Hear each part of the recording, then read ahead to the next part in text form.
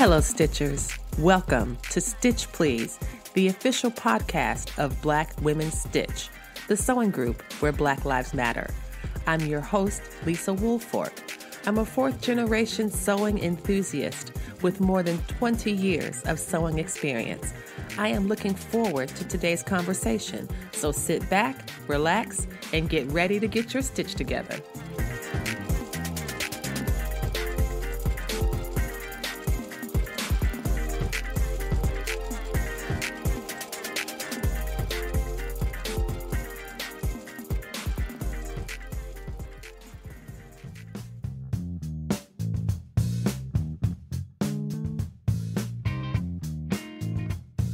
Hey friends, hey, welcome to this Fat Quarter episode.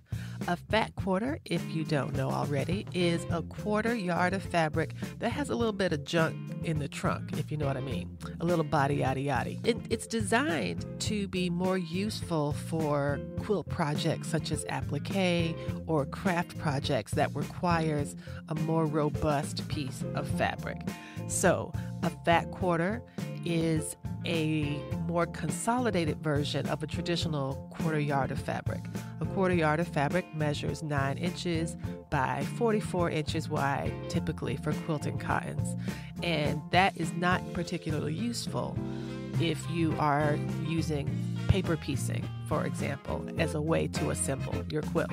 So instead of using that long, skinny rectangle, they use a fat quarter. And so this episode is our very first fat quarter episode. A fat quarter in the context of Stitch Please means that we are going to help you get your stitch together 18 and 22 minutes or less. That's right. Each fat quarter episode will be 18 to 22 minutes or less. So here we go.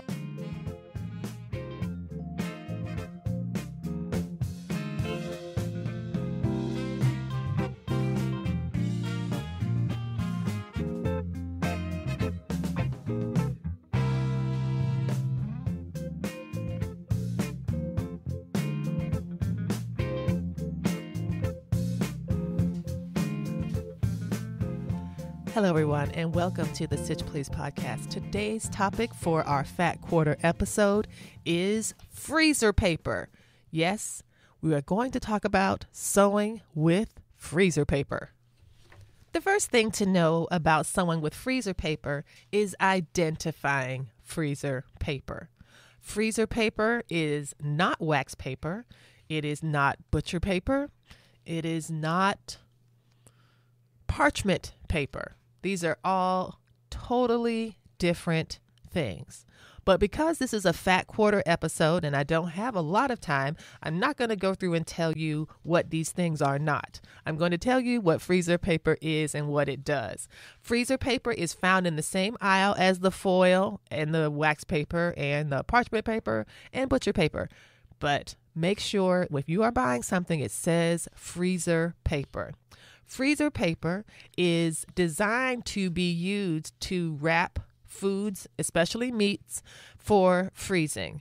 Because it is poly-coated on one side, it's coated with polyethylene on one side and paper on the other. Freezer paper manages moisture better than wax paper. And that's why lots of people use it to preserve meats. That's what it was designed for. But if you look at the package, and the package I'm speaking of is actually photographed in the cover of this episode, the blue long box made by the Reynolds Company.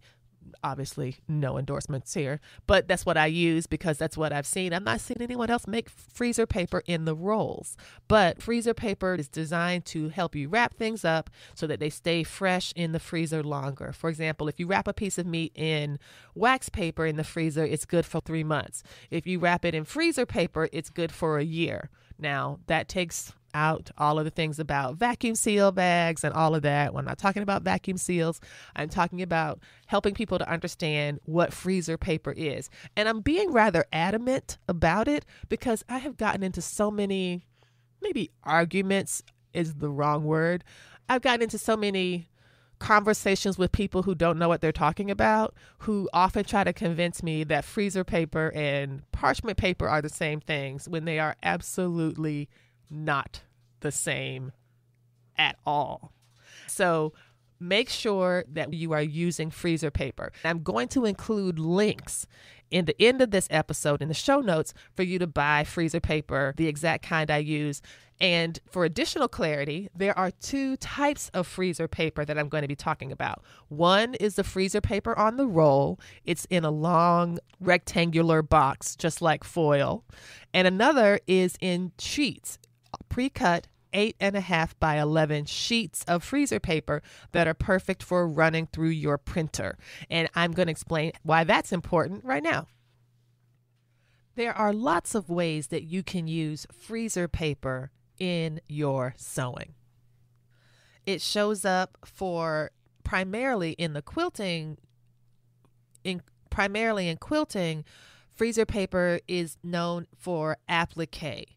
This has been really helpful. I did a little research, and an article by the quilt teacher Pat Sloan talks about how she was doing the research on the history of freezer paper applique. It began around 1979. This is a story that Pat Sloan has found. I'll include the story at the end of the show notes as well, so you can look into this further. There's lots of ways to use it in quilting, but primarily it's been applique. What I find so interesting is that if you look at the Reynolds freezer paper box, you'll see that they actually include one of the purposes, in addition to wrapping meat, is crafts and quilting. This is the exciting thing about freezer paper. It is a highly functional, creative medium. The polyethylene side, the side that is shiny and smooth, is fusible. You can iron that to fabric, especially to cotton fabrics, but I've had success with other fabrics as well. One side is ironable. The other side is smooth. It's for printing. You can write on it. You can run it through a printer, and that's great for patterns. And so I would like to talk to you about how I've used it in apparel sewing as well as quilting and for accessories. I have used freezer paper to help with darts, particularly curved darts. If I have curved darts, or what's called fish-eyed darts, in the back of a garment, and say the garment is white and I don't want to mark anything really dark, I can trace the dart onto the freezer paper, cut it out, and fuse it to the inside wrong side of the fabric. Then I make a light outline, either by pressing my tracing wheel really hard on it or by using a light sketch pencil, like one of the Frixion pens. And then after I've traced it, I can peel away the freezer paper and the outline remains, and that's what I use to pin and stitch the dart. The thing to remember that's really exciting about freezer paper is that you can iron it to fabric many times over without leaving residue behind on your material. This is why folks love it for applique, because it's easy to use, it's easy to iron on, and it's easy to remove. And it'll do that quite a few times before it starts to lose its stickiness. But because freezer paper is so economical, like you can get yards and yards and yards of it for not much money, and you don't need that much to complete a project, it is something you just keep in your sewing supplies or in your sewing arsenal of tools because it'll last quite a long time. That's one of the things I love about freezer paper for apparel sewing. The thing I really want us to think about now are patterns. What kind of patterns you can print onto freezer paper. And this is where you're going to use a different type of freezer paper than the type that's on the rolls. This is when you're going to want to use the 8.5 by 11 sheets of freezer paper that you can run through your printer. And this is what I love about it. For apparel, like for making bras especially, bra pieces are not very large. You can get a PDF bra pattern and not have to tape anything really, because regardless of your cup size, the pattern is broken down into pieces that will fit on an 8.5 by 11 sheet of paper. This means that rather than pinning, which you know I hate to pin things, you can simply run your pattern through the printer, print on the paper side of the freezer paper, and iron that to your fabric. Rather than having to trace it, you can iron it on there and cut both the freezer paper and your fabric at the same time, which is going to give you a really nice, precise cut. I also like it because it allows you to do some fussy cutting. You can see through the freezer paper just a little bit in order to do some interesting design placement. I love using freezer paper, the 8.5 by 11 sheets of freezer paper, for making bras. They're great for making bags and great for making little wallets. All of these things that you could print out on regular printer paper and then figure out how to pin or glue or tape or whatever to get your pattern pieces not to shift when you're cutting them out. And I think that sometimes it can be difficult when, especially if you have special or fine fabrics, but I have had success myself. I'm not saying this will work for anyone else, but I have had success fusing freezer paper to polyester mesh, to satin and silk, to all sorts of bra and underwear fabric, and not have a negative outcome or any type of residue on any of the garments that I made. So anything that makes cutting out little pieces easier is something that I love to do. And freezer paper makes that very easy. I want to wrap up today's episode by talking about the applique purposes of freezer paper. And I'm really excited because Rashida Coleman Hale has released her Hey Ladies collection as embroidery files. And I am so excited. I love the Hey Ladies. I love that they are Black women. I love that the silhouettes are so gorgeous and beautiful and lively. And when I bought the pattern, I saw that there's about 20 pages of templates for these amazing machine embroidery designs. And I have every intention of printing them out on freezer paper and cutting them out to have for the fabric placement for the embroidery design. And I'll talk about it on Patreon. I will do a little demo video, and if you are a Patreon supporter, you get to see the video of me working with printed freezer paper and Rashida Coleman Hale's amazing new designs. And that can give you another idea about how you can use freezer paper in your own sewing and quilting. I will put a link to the designs in the show notes of this episode so you can see that. But do check out the Patreon. If you are a Black Women Stitch patron, you will see a video showing exactly how I do this so that you can do it too. That's all that we have for today's Fat Quarter episode. This is about freezer paper, the wonderful freezer paper that comes in the blue box or in 8.5 by 11 sheets. I'm going to include all the links in the show notes, but I want you to give freezer paper a try if it's something that interests you. And if you have an inkjet printer, be sure it's an inkjet printer.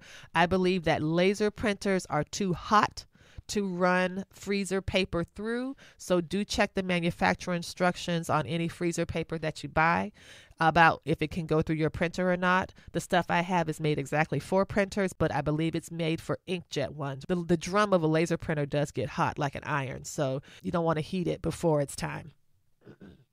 Thank you so much for tuning in to this Fat Quarter episode. I hope you've enjoyed it. I hope you've learned something. And if you're a Patreon subscriber, you will see a video of me talking about freezer paper and working with it in some really cool designs. I'm looking forward to this type of practice with the applique and using applique techniques alongside machine embroidery. Rashida's designs are a wonderful opportunity to do that. Look in the show notes and see what products I have available there. And this is the exact stuff that I use. And so if you do buy it from the links that I have included, it's part of the Black Women Stitch Amazon affiliate ship. And so if you buy something, I think Amazon gives us half a penny. Thank you all so much for listening to this Fat Quarter episode where we help you get your stitch together in between 18 and 22 minutes or less. Come back next week for some more fun episodes and check out the Patreon for the videos. Take care. You've been listening to the Stitch Please podcast, the official podcast of Black Women Stitch, the sewing group where Black Lives Matter. We appreciate you supporting us by listening to the podcast. If you'd like to reach out to us with questions, you can contact us at blackwomenstitch@gmail.com. If you'd like to support us financially, you can do that by supporting us on Patreon, Patreon. And you can find Black Women Stitch there in the Patreon directory. And for as little as $2 a month, you can help support the project with things like editing, transcripts, and other things to strengthen the podcast. And finally, if financial support is not something you can do right now, you can really help the podcast by rating it and reviewing it anywhere you listen to podcasts that allows you to review them. So I know that not all podcast directories or services allow for reviews, but for those who do, for those that have a star rating or ask for a few comments, if you could share those comments and say nice things about us at the Stitch Please podcast, that is incredibly helpful. Thank you so much. Come back next week and we'll help you get your stitch together.